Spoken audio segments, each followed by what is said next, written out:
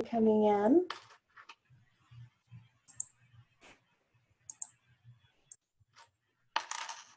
Awesome. Give it another minute or so. Let everybody filter in.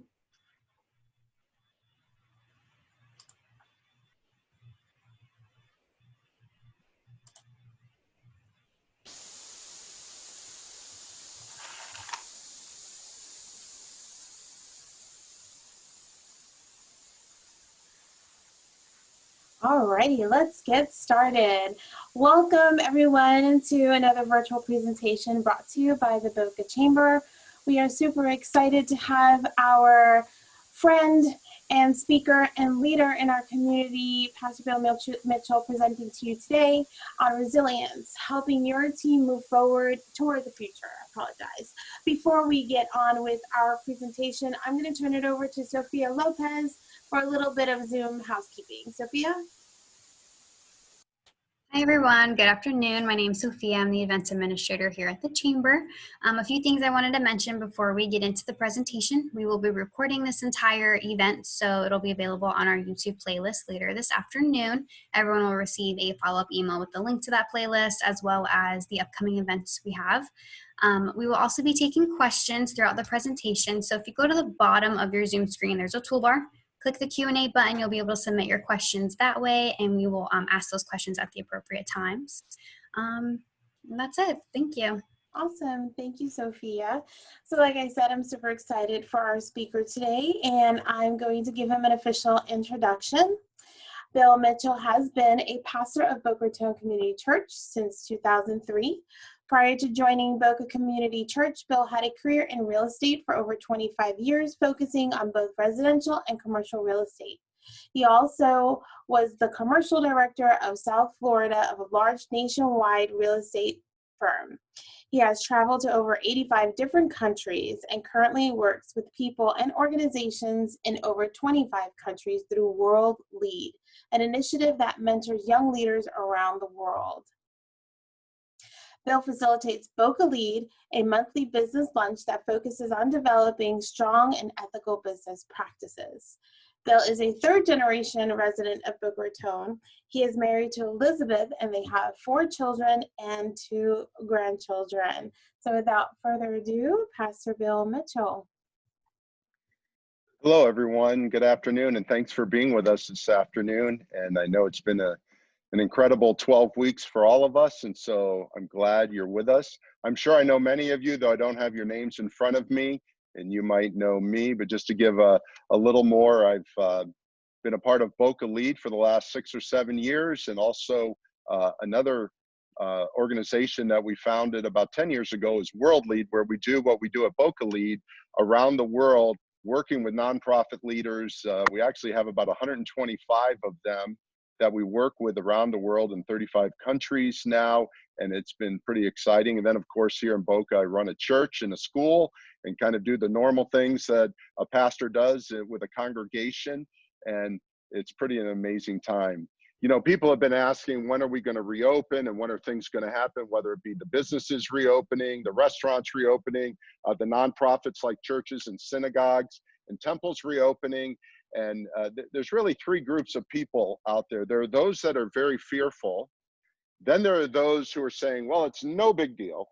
And then there's a bunch of people in the middle that are kind of ambivalent to the whole thing. And what I've discovered is that people that feel all 3, whatever you do, you're going to make 2/3 of the people mad at you. And whatever you end up doing, if you end up doing nothing, you're very fearful and you want to kind of sequester still, you're going to make everybody else mad. If you do the other, you're going to make the other people mad. And so as we talk today, your employees are in the same boat as well. I mean, we talk about me at a church, or we run a school, a kindergarten through 12th grade, and parents are that way, kids are that way, teachers are that way, administrators all fall in these 3 categories. But you and I, as we lead our teams, have to realize that all 3 of these groups are filled with our employees, or even our employees' families. The spouse of an employee might be saying, no, you can't, or maybe you should, and all these things. And so we're going to look at all of that today. A guy named Andy Crouch, who's a futurist, wrote an article right away, right at the beginning of this. I think it was probably in the first week, March 15th, and that week, he wrote an article about what was happening and what was going to happen. He was looking out into the future, and he said, is this a storm? And he used the winter time as his picture. We like to use hurricanes as our picture, but he used winter as his picture. He said, is this a snowstorm we're entering? Is this a blizzard that we're entering? Or is this the winter that we're entering? Or is it a new ice age we're entering?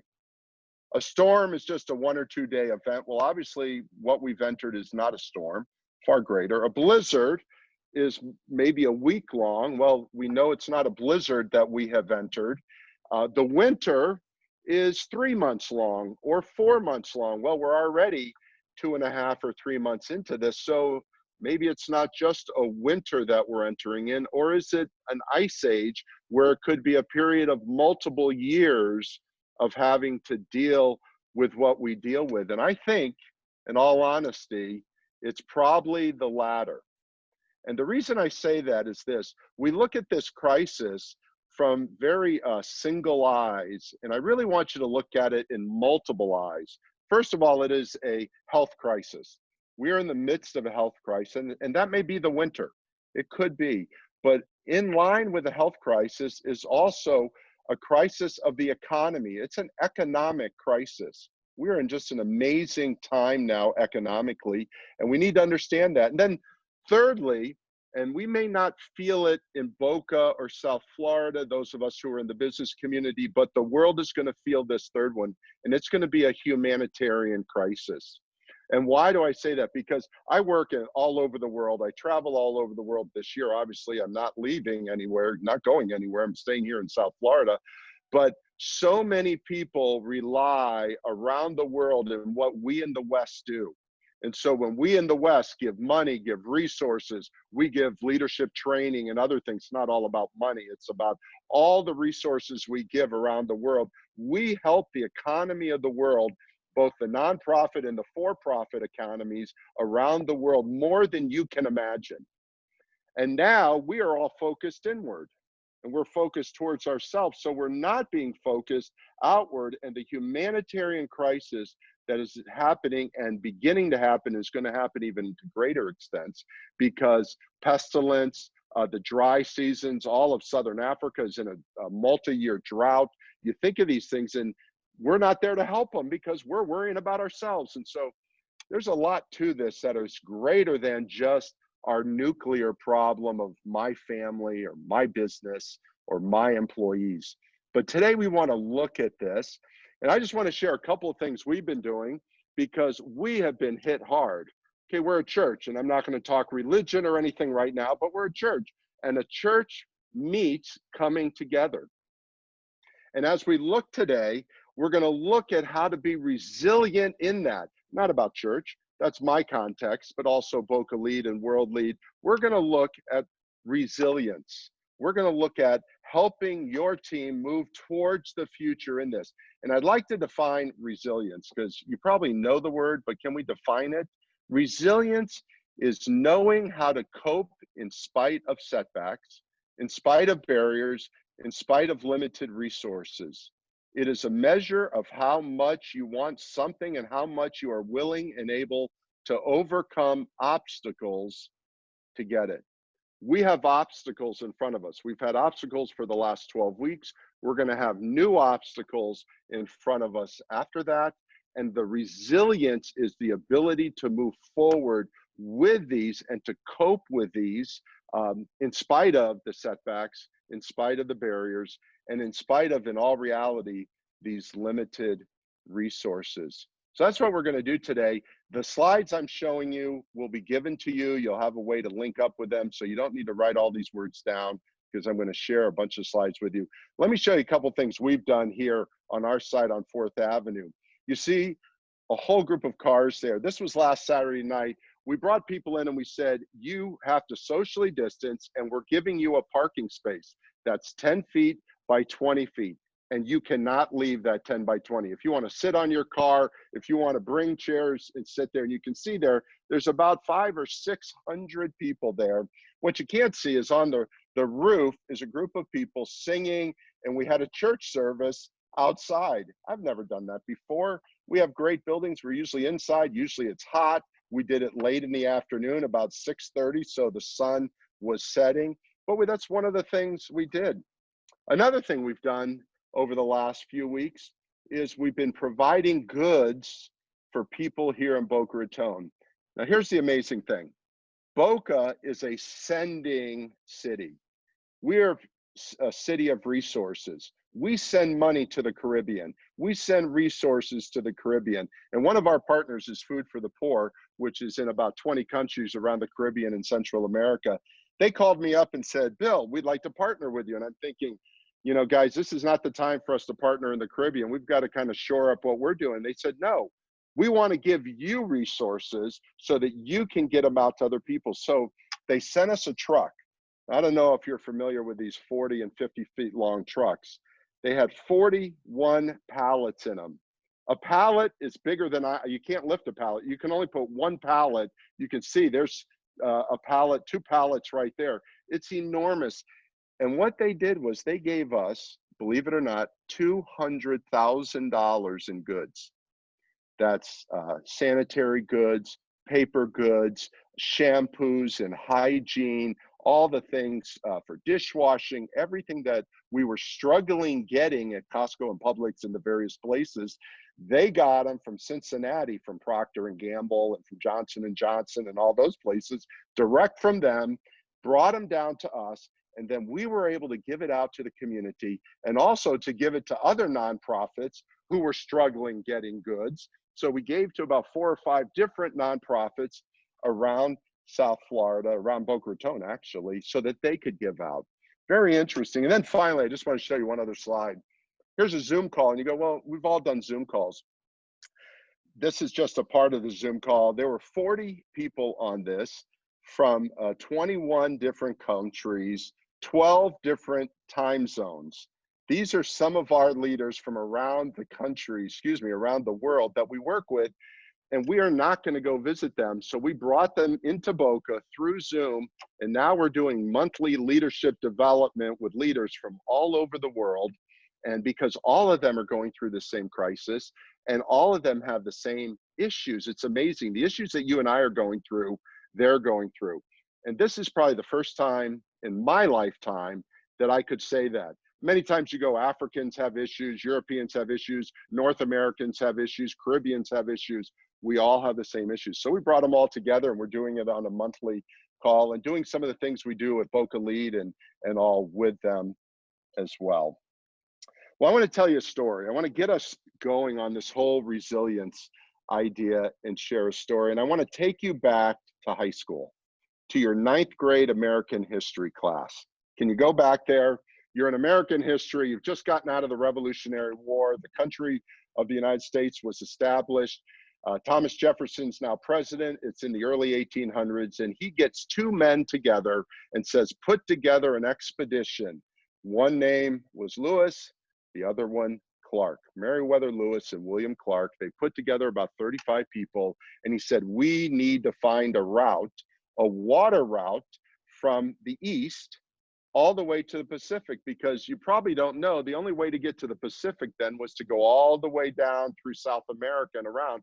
Took 3 months, or you could go down to Panama and cross through the yellow fever infested jungle and go back up. And that took about 2.5 months. Both were long. And he said, find a way to the Pacific. And so they put together a group of 35 people, and they started out at the Missouri River, where the Mississippi and the Missouri meet, the rivers in the now state of Missouri. And they started rowing upstream towards the west and the northwest.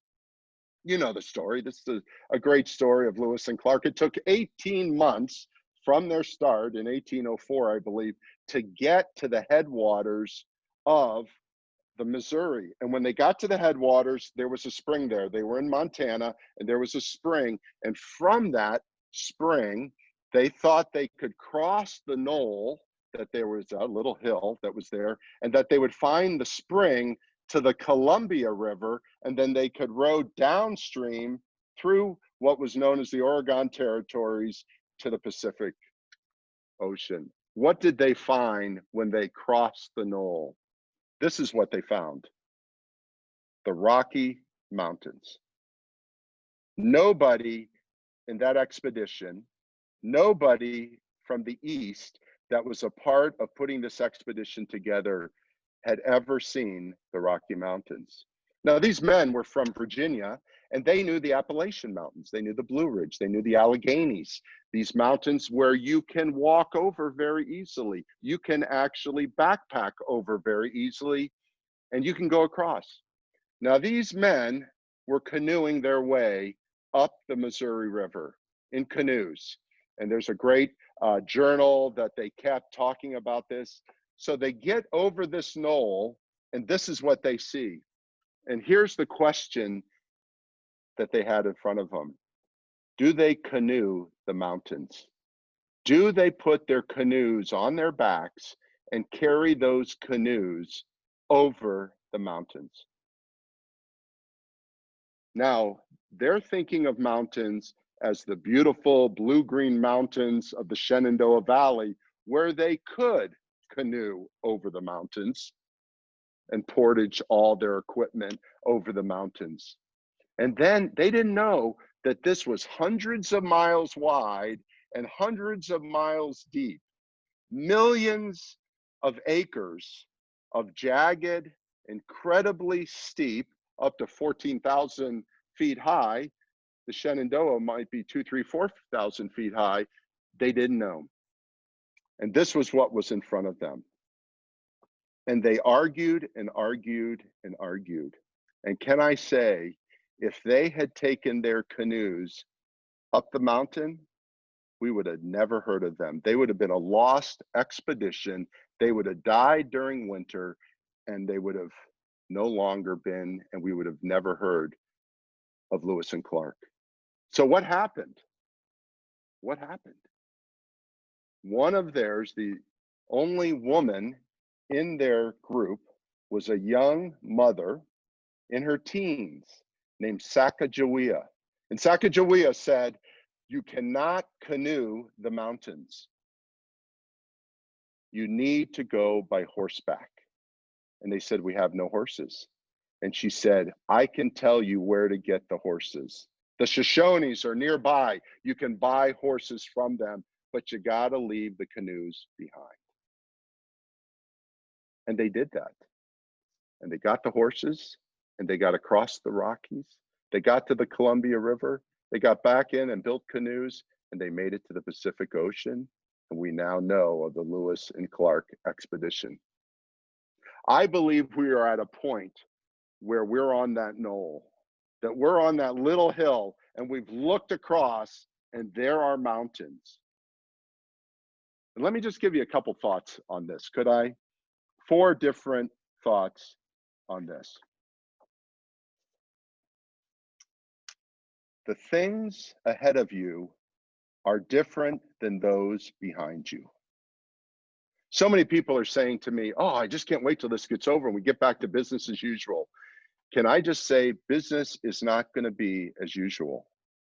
I don't know if you saw that list that came out yesterday of all the businesses that are going under, the big ones. It's amazing. It's not just JCPenney and Sears. It's some really big businesses that are teetering on extinction because they don't think they can handle what is ahead of you. I want to give us some tools today to help us get to look ahead. But number 1 is the things that are in front of you are different than the things that are behind you. Number 2, they were expert water navigators, but they knew nothing about the mountains. You have to admit at some point that you don't know exactly what needs to happen. And that is okay. Don't be afraid of that. What is going to happen ahead of us, we don't know. But hopefully, and we're going to talk about some things, that your people will help you navigate. You have some Sacagaweas in your organization that can help you navigate, because you're going to have to leave some of the canoes behind. Number 3, and this is important, you are in the relationship business. Whether you know it or not, or whether you like it or not, you are in the business of relationships. Your employees, your contractors, your vendors, your customers, your competitors, your stockholders, your investors, your board of directors, whatever setting you have, those people you need to bring along with you, because this business that you're in and that you're going to move across and begin to move into the Rocky Mountains is a relationship business. And I believe you can't leave them behind. You can't say, well, we'll just leave the investors behind, or, you know, we'll get some more customers. We'll leave our customers behind. No, there's more to this. And then finally, and this is key to this story, when you bring the margins of your business into the center, it breeds creativity. And what do I mean by that? I believe in your business, in what you say, and what you have. You have people in your business who can help you, and they may not be the people you think they will be.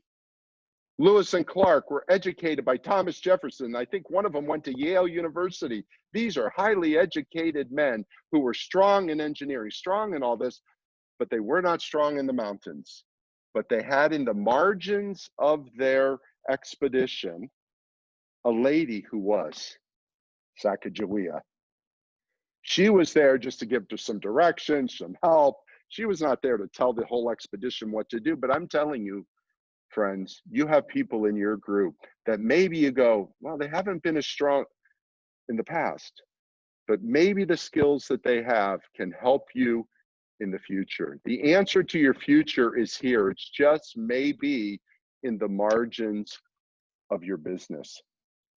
Now, let me give you a definition of leadership. And I want to define that for you. And then we'll take a little Q&A here. If you have any questions, start writing them out about this. And then I'm going to go into some answers. How do we begin to climb that? So leadership, and this is a new definition even for me, because this is a definition by Todd Bolsinger, who's a futurist, and he's looking at these issues as well. And he says this: leadership is energizing a community of people towards their own transformation in order to accomplish a shared mission in the face of a changing world. Let me put that in simpler language. It's energizing your employees internally, energizing them for their own transformation so that they can share in what you want to do, what your vision is, what your mission is for your organization and your business or your nonprofit, whatever you're doing, because we live in a changing world. And if we don't do that, we're going to have people that are fearful or people that are ambivalent, those people that I talked about before, and we need to energize them around the vision and mission of our businesses. So let me pause. Are there any questions you might have? And let me, I'm going to start with a question to you. And I know you can't respond back, so I want you to write this down. What are some of the canoes in your business? What are some of the canoes in your business that you're going to have to leave behind as you move forward, as we move forward over the next months of time? Are there any canoes that you just have to leave by the side of the river and go, the river's gone, and we're moving now to horses, and we're moving now to the mountains? Do you have any? Write them down now. Take just a moment to do that.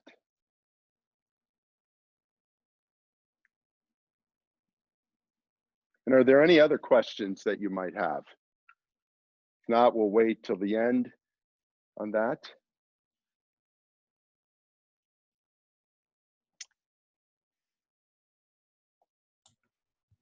One of the questions is, how do you let people know change is okay and can lead to growth? I'm going to talk about that in just a minute, but leading change is very difficult. This is not a talk on leading change, but a part of this is you're going to have to let people know, and I'm going to share some things that'll help you in that. So that's a great question. Thank you for asking that question, because change is inevitable. It's kind of interesting just to take this example. You go, they went back into the canoes, and you're right, they did go back into canoes when they got to the Columbia River. But also we need to realize that we don't travel to Oregon in canoes anymore, do we? In fact, we don't use boats anymore very much. Only a few businesses use boats. Those that do shipping, and then those of us who like recreation or cruising, those are boats that are used. About 50 years later, they started using trains.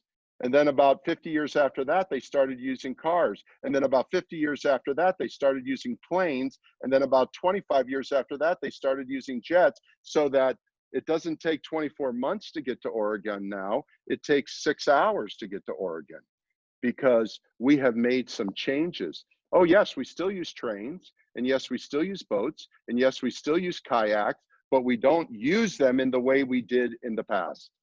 And we need to understand that. Good. Well, let's go on and let's answer the question, how do we develop resilience on our team for the rest of our time together, the second half of our time? How do we actually develop the resilience, that attitude of change, that ability to change, that transformation of leadership that I talked about, and move forward? So let's look at that. I want to show you a pyramid. And again, you can get this later or you can draw it yourself. This comes from a new book called Fix This Next. It's a book that was on the bestseller of business books, Wall Street Journal last week. And I was reading it and I just love the way he has put this together. If you look at it, there's two sections. The lower section is sales, profit, and order. Sales are obviously what you do for your business. You go, well, I'm not in sales. Well, all of us are in sales in some way. You have products, you have services, you provide something, whether it's for profit or not for profit. You are doing something that gets you out into the community. That is just the core footsteps and imprints that you have in the community. That's just the very core, the basis.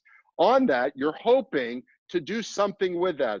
He uses the word profit. If you're a for-profit, it might be other things that you're trying to do. If you are in medical, you're trying to heal people. If you're in social, you're trying to change people's livelihood so they can move forward on their own. There's other things.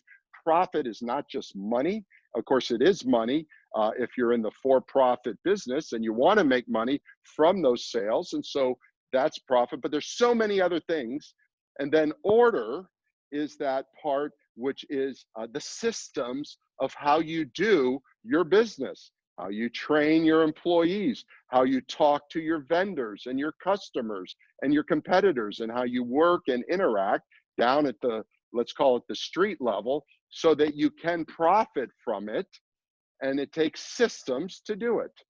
This is kind of the core part of your business. And your business is different than mine, which is different than the person who is watching from another part of town. But the key to this is where you see that line of transformation. And here's the point. If I go back to the Andy Crouch article I spoke of at the beginning of, is this a snowstorm or a blizzard or a winter or an ice age? The key is this, in this time we're in now, is that the vision you have, which I'll call the orange part, the upper part of the pyramid, which I haven't gotten to yet, the vision that you have for your organization or your nonprofit does not change. And that's how you can lead people into change, because if they have bought into what you are doing, that you're the best law firm that does your subset of things, you're the best architect, you're the best nursing facility, you're the best nonprofit in your sector, you're the best, and people buy into that. They're not just making sales or doing the work. They're not just trying to make a little profit so that they can get a paycheck at the end of every other week. They're not just developing systems so all this happens. You need to do all that, but they have a bigger picture at hand, because the white part of that pyramid, those things may change. Those are the canoes that may change, but do you truly believe in the vision of your business or of your nonprofit? And if you do, you need to make sure your employees believe in it. Because if the employees are just doing the day-to-day things, then when those day-to-day things change, they're going, well, I was hired to do this day-to-day thing, and now I have to do this day-to-day thing, and it's very hard for them to change. But if they see the bigger picture, if they catch the bigger picture of what you are trying to do, whether it's in your team or in your whole organization, it will become much better when you do need to make changes. I've shared so often, on March 15th, I had no church. Now I have 20 acres. I have several 100,000 square feet of buildings. I have thousands of people that show up here every week. And we've had 5 people up to this past week on our facility, 5 people. My sales, my profit, my order, of course, in a nonprofit, the words are different. They're unimportant. Totally changed. We've gone online. We're doing things. But I have 43 online Zoom groups. So you say, you know, one of the things we do at church is have community, really develop people's lives internally. We're here to develop our relation this way, but we're also here to develop our relationship with each other. Well, we have 43 groups doing it, which we didn't have on March 14th, but we did have by March 20th. You see, our whole order changed, but the purpose for what we are doing didn't change, to develop authentic community. See, what is it that you are trying to do? And when you're rocked and your world is rocked, like all our world is rocked, what is really rocked is your vision. Is your vision airtight? And I think we've got to change the particulars of what we do, but your vision shouldn't change unless it's a bad vision. If you have a bad vision and you're still making money, well, who cares? I'm making money. But when that changes, you've got to go back to your vision. And the vision is this. And on the left side, you see that there's the get and there's the give. Is there more to this that you are doing than just getting? Is there more that you are giving to your employees? Is there more that you are giving to your customers? Is there more that you are giving to your clients, to your investors, to your board of directors, to all those, and even, may I say, to your competitors? Your competitors are some of your best people. If they're on your side, you know, not every competitor should be like this. There can be a sense of, hey, we can work together because we have an attitude of giving. Now, let me give you some ideas. I'm going to give you 4 ideas and then some concluding thoughts. So real quick, 4 things. And hopefully this will answer one of those earlier questions. Alignment. You need to align your people together. That's the arrangement of your teams, your staff, your stakeholders. Put whatever word you want in there that matches you. We have all kinds of businesses here today around the same simple process. The process is, what do we do? What do we get from what we do? That's the sales, that's the profit, and how are we going to do it? And let me tell you, that may change, and that has changed. And some of it is changed for good. Some, you might say, has changed for bad, and we need to update it, but things are changing. And then a meaningful common purpose that helps the team shape this alignment. That's the transformation.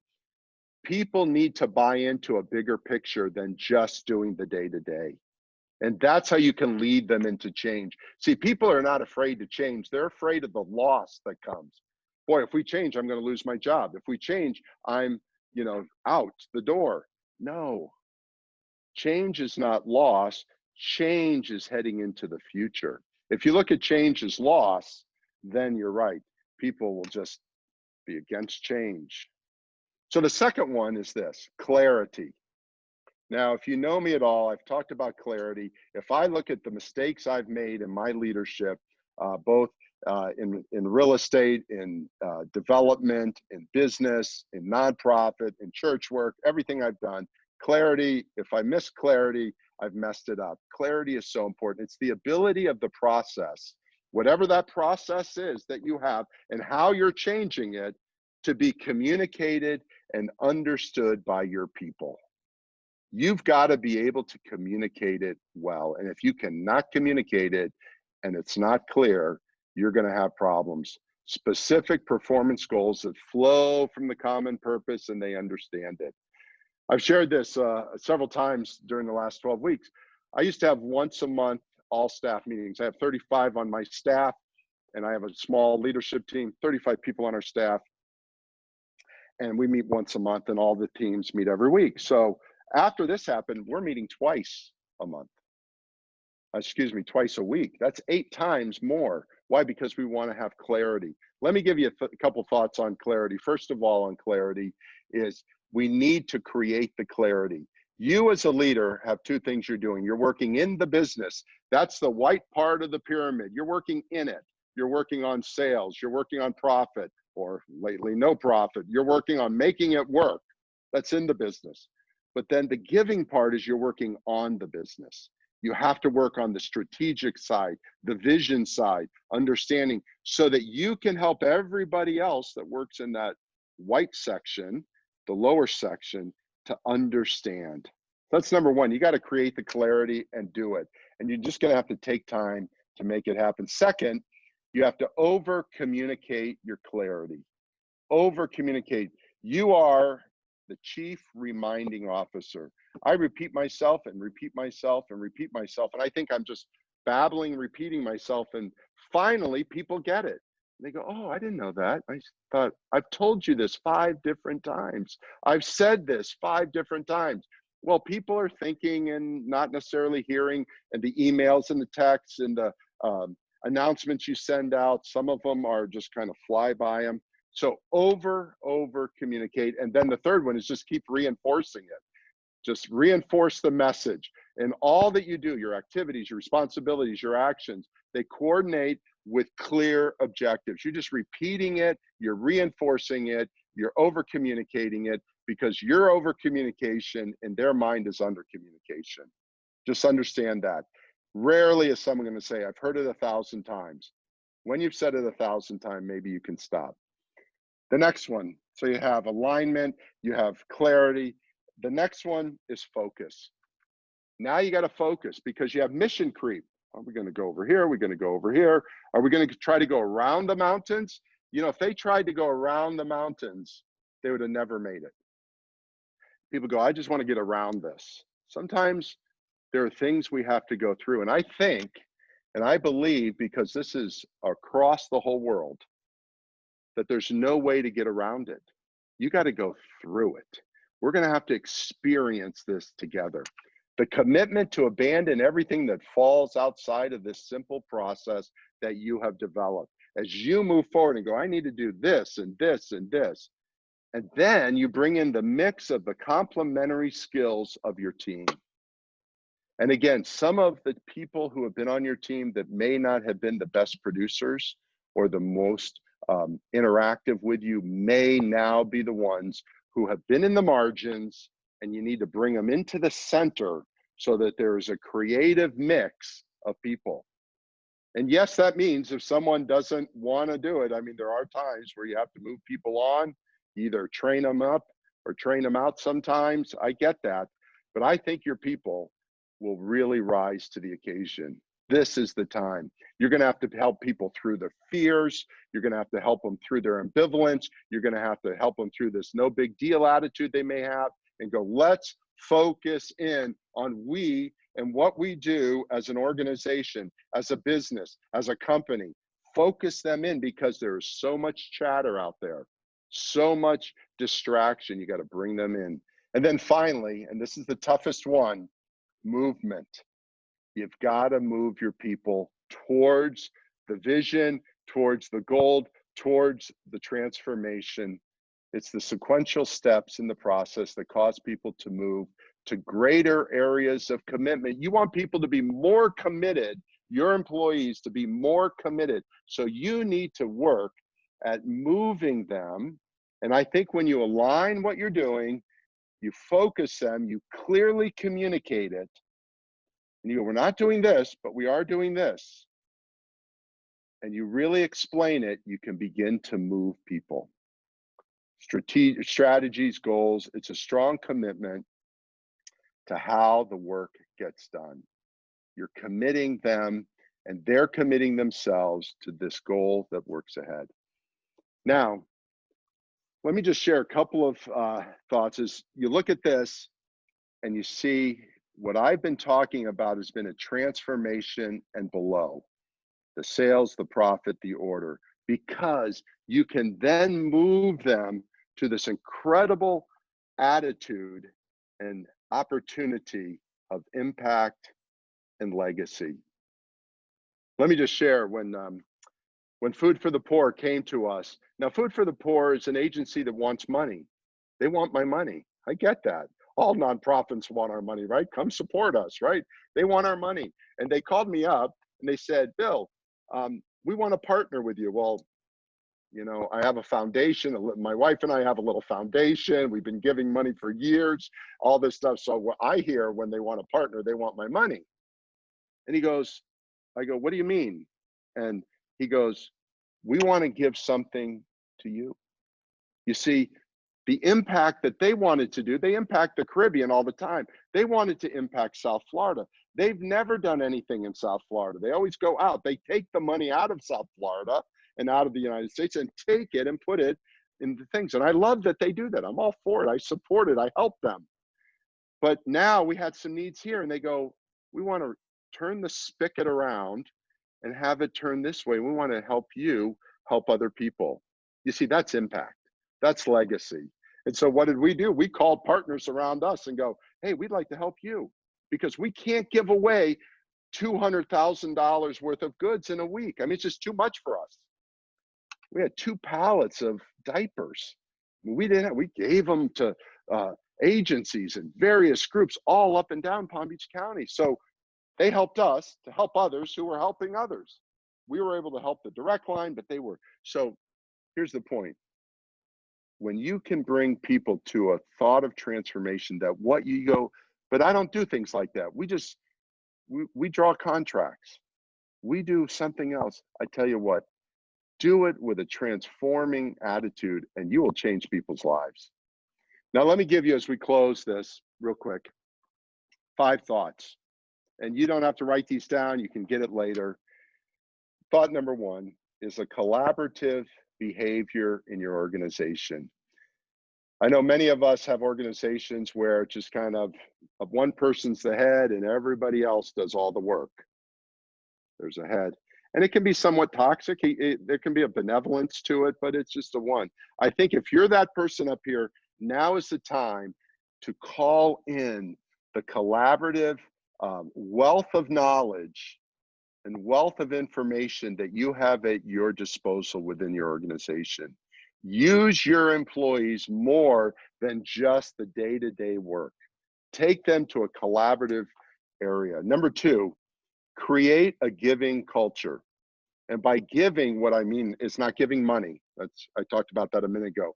But a giving, hey, the ideas, the open source aspect of, here's some ideas that these guys have. Here's some ideas. That's what I did yesterday. I got together with, churches can be competitive and synagogues can be competitive. We got together and just traded ideas and go, and I gave some ideas. I said, just copy everything we're doing. I don't care. Just do whatever you want to do. Put your name on it, take my name off, and others were doing that. It's just open-handed giving culture. If you develop that in your organization, people will rise to the occasion. You have to provide the platform for that, though. Number 3, and this is important, pick the right team members to do that. If you have a larger group and you go, we want to have a think tank, or want to bring some people together, make sure you pick those right people. 4th, have a strong sense of community and relationship. Right now, people need relationships. People need community. They need help. They need to know that you go, I'm not in the business of helping my people. We're in the business of paying them and they do a job. And I get that. But now is the time to move out of that matrix, out of that attitude and go, you know what?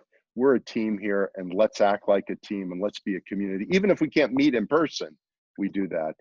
And then you as the leader, develop opportunities for your people to succeed and do the work of your business. If that means you got to take a day or 2 off, or you just close the door and close off the email and go, where do we need to head? Maybe you talk to some of your competitors around the country or some of the people in your industry, the industry leaders go, what are you doing? This is what I'm doing. What are you doing? And get some ideas so that you can develop those opportunities to work. Well, I'm going to stop here. We've got a few minutes left. If there are any questions, I turn it back, Chastity, back over to you. If there are any questions on this, on anything I've said, just let me know. I don't see any questions in the Q&A box. Be sure to, if you have a question, put it in that Q&A box so that Pastor Bill can verbalize the answer. If you have a question that you think about after the presentation is over, feel free to reach out to us, and we'll give you some information on how to contact Pastor Bill. He'll answer that question later on. We'll just give it another sec. Yes, we do have a question. Well, actually, it's a comment. As always, amazing and inspiring. That's you, Pastor Bill. Let's see.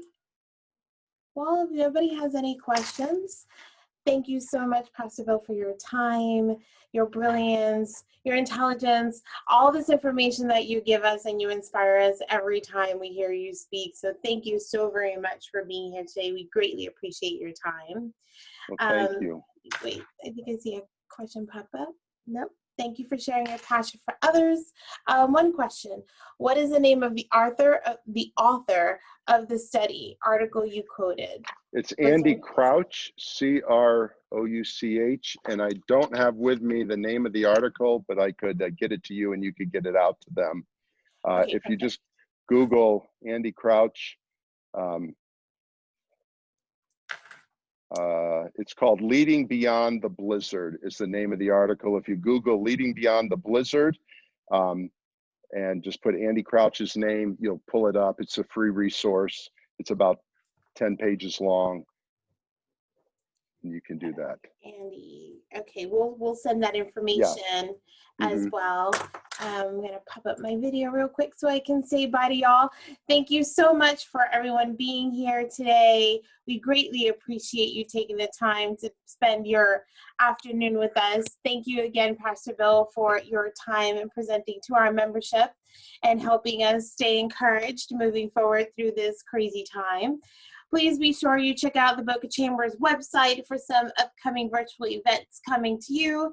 And don't forget to download the Boca Chamber app if you haven't already done so. You'll have all the Boca Chamber information as well as these events and member contact information right at your fingertips. Don't forget to stay safe and stay healthy during this time. And we look forward to seeing you at the next Zoom. Thank you all for being here. Thank you again, Pastor. We greatly appreciate your time. Thanks so much. Bye, everyone. Enjoyed it. Bye-bye.